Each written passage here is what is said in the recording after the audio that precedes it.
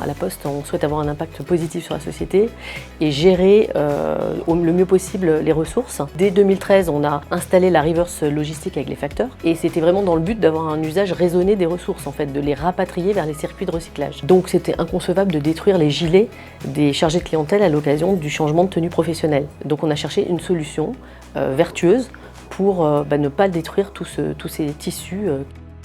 L'upcycling, on avait déjà fait des petites touches, mais voilà, on n'avait encore jamais fait une opération à cette échelle, de cette ampleur.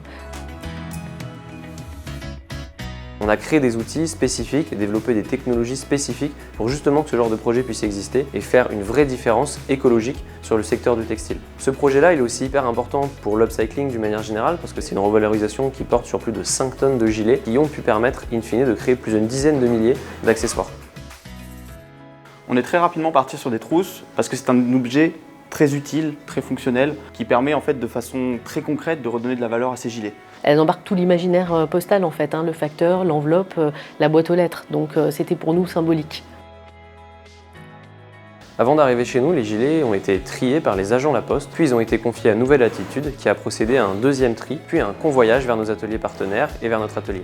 Pour ce projet, et particulièrement pour l'assemblage, nous nous sommes appuyés sur des partenaires issus de l'ESS et du Made in France. Un choix très important et complètement en phase avec les valeurs de notre entreprise et du groupe La Poste.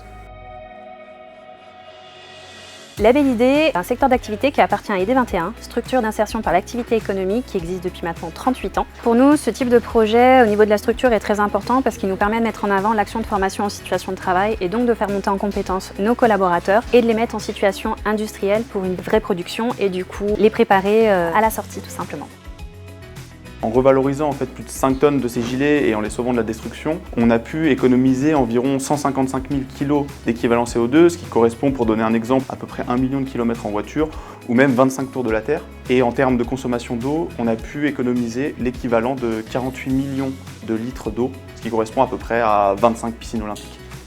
On est ravis que La Poste ait choisi Losange et l'upcycling pour ce type de projet, qui généralement est plutôt destiné à du recyclage, de l'effilochage ou alors de la destruction pour des raisons de facilité. On a prouvé avec ce projet que, au-delà d'être tout aussi simple, l'upcycling c'était surtout beaucoup plus pertinent sur le plan écologique et ça permettait en plus de redonner une valeur très importante à des produits déjà existants. Ça permettait de faire un projet Made in France, une solidarité entre notre filiale d'insertion Nouvelle Attitude, nos facteurs, les bureaux de poste, un atelier d'insertion à Chenôve et faire que tout ce monde-là travaille dans un écosystème ensemble en fait pour faire un projet vertueux. Donc on était, c'était vraiment dans nos valeurs.